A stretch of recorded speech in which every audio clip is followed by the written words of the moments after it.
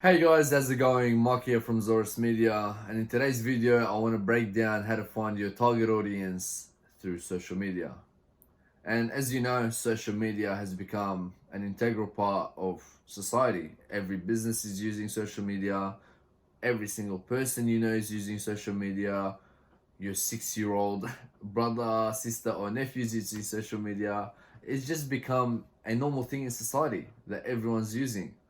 And if you have a business and you're not on any social media or you're not using social media to your business's advantage, then you're at a huge disadvantage because social media right now is building a lot of sales, a lot of traffic, and it's turning businesses that have just started from nothing into multi-million dollar businesses in like less time than you can imagine. Now, there's two ways to do this. There's organic reach and there's paid advertising.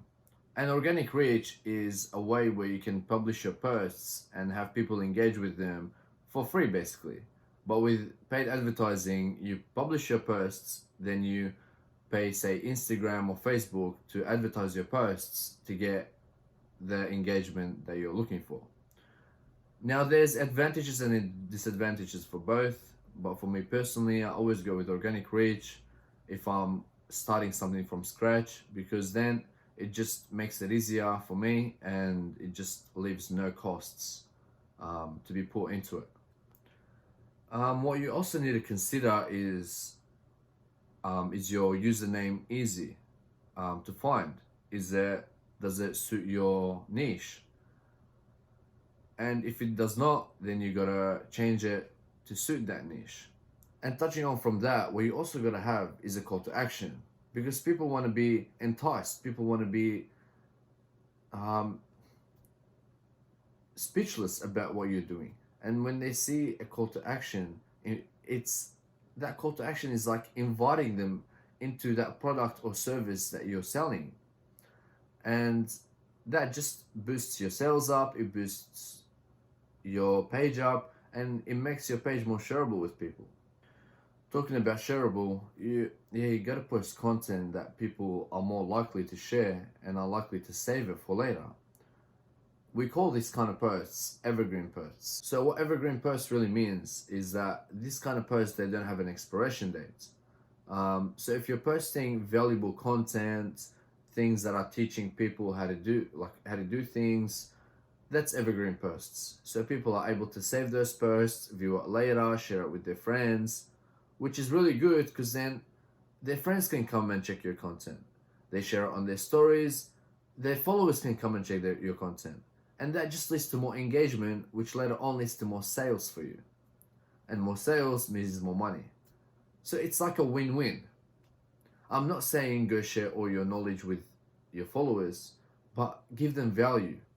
Give them value that makes them come to you and say, okay, we want to buy your product. We want to buy your service. You know, like it shows your followers you know what you're talking about and that you're very you're knowledgeable in that field. Yeah, so also don't be one of those people that goes and spams the shit out of people's posts because you're not gonna get engagements like that. It does it just doesn't work like that. And don't be one of those people that goes on their story and posts a million stories of shared content, sharing everyone's content, posting things that are not meaningful, because it doesn't work like that. And Instagram has said that on average, an average person sees more around 1,500 stories a day, and only 300 of these stories are actually how do you say it, like promoted by Instagram for people to see. So it's not all about quantity; it's more of quality rather than quantity. You gotta make sure your posts are SEO optimized for the algorithm. And about that, we'll talk about SEO and the algorithm in another video because it's a whole lot of bunch that we cannot fit into this video. And basically, you gotta post smarter, not harder. So even if you post 1 to 2 times a day rather than say 6 times, and those two posts are getting a lot of engagement, then that's good enough because then that shows that you're putting work and energy into those posts instead of just posting whatever you have. One thing that I really stress on is hashtags. I'm not saying go post a photo or like a post with 30 hashtags. No. What I'm saying is you gotta make sure your hashtags align with your content and your niche. Now, if you're running a business Instagram account, don't go out there and write and use the hashtag business, because business has a lot of categories, and those people that are following the business hashtags, they're not like, there's a lot to do with that hashtag than your niche. And even if a hashtag has less than 10,000 posts, but it actually means something to your niche and it has to do all about it, then that's worth the use, because then you're using that hashtag and it's generating you a lot of engagements, rather than using business, which has over a million of posts and everyone's using that hashtag, because you're competing with all these other people, of which to see like which post is going to be up on top. Because if you're using hashtags with less posts, then you're more likely to have your posts up there on top, and that just makes it good. That just makes it like better, because then you're getting more engagement, you're getting more people viewing your content. Now, it might not be right now, but later on, when that hashtag grows and gets more people engaging with it, then you'll more likely be seen by everyone that is using that hashtag. Now, another thing that I really stress on top of stress about is the times you post. Now, I'm going to ask you a question. When do you post on social media? Is it when everyone's online, or is it when off, like, is it during peak hours or is it off peak hours? And I'm just going to let you think about it. I know most of you will be saying you post during peak hours when everyone's online, but that is completely wrong, and I'll tell you why.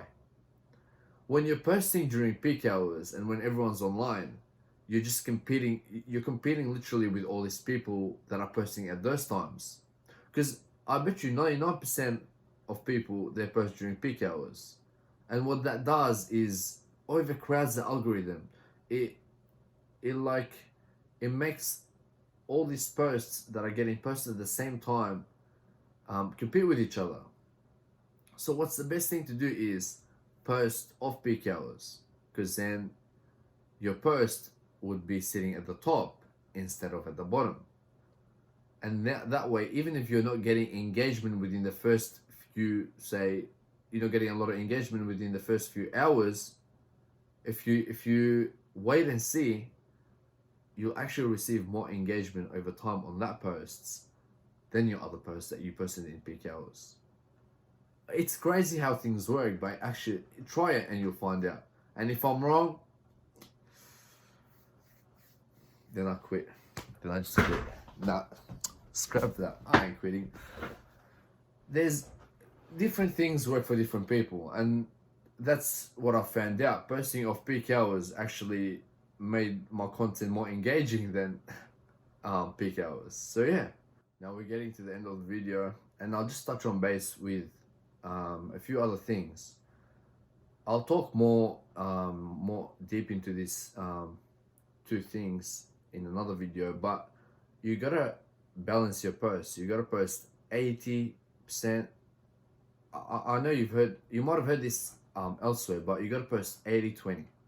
So what that means is you gotta post 80% of your content should be directed at your followers, should be content that is valuable and useful for them, while the 20% should be content that you're using to promote your business. Because that 80% is going to bring you those clients, is going to bring you those followers, those engagements. And then those people, those same people that are engaging with your content, they're going to be the 20% that convert you. They're going to be the people that come there and see and say, oh, okay, this guy is giving us useful content. We want to buy his course. We want to buy his ebook. We want him as our mentor. And it just works like that. You just gotta basically you gotta invest into your followers, and then they'll invest into you. Now, there's a lot to talk about that, obviously, and I'll get into that in another video. But I just wanted to give you guys a little, what do you call it? Just a bit of an understanding of, just to help you a bit with your content. And now, one more thing before I end this video, and it's gonna be the last thing. You gotta make sure you're engaging with your comments, with your audience. Make sure you're replying to all your comments, you're replying to your DMs. Don't leave people on 3 days to 10 days wait without replying to them. It's just, it makes people not wanna, like, how do you say, it makes people not wanna engage with you. So if someone DMs you, take 24 hours to reply, because then it shows that you care about them. It shows that your time is, they're worthy of your time, and it just makes them come back for more. And you never know, that person that DMs you and you DM him back within 24 hours can be your potential client. So yeah, this is it for today, guys. I hope you enjoyed the video. Make sure to check our LinkedIn articles. We're posting an article a day, trying to help you guys understand all this algorithm stuff, all this reach, and everything. So if you go check that out, it'll really help you out, and it'll mean a lot to us. All our socials are in the description below. Make sure you check them out. We're posting a lot of valuable content, and we're doing this for you guys. So when you guys check it out, it means a lot to us. So yeah, subscribe, like, turn the notifications bell on, and I'll see you in the next video.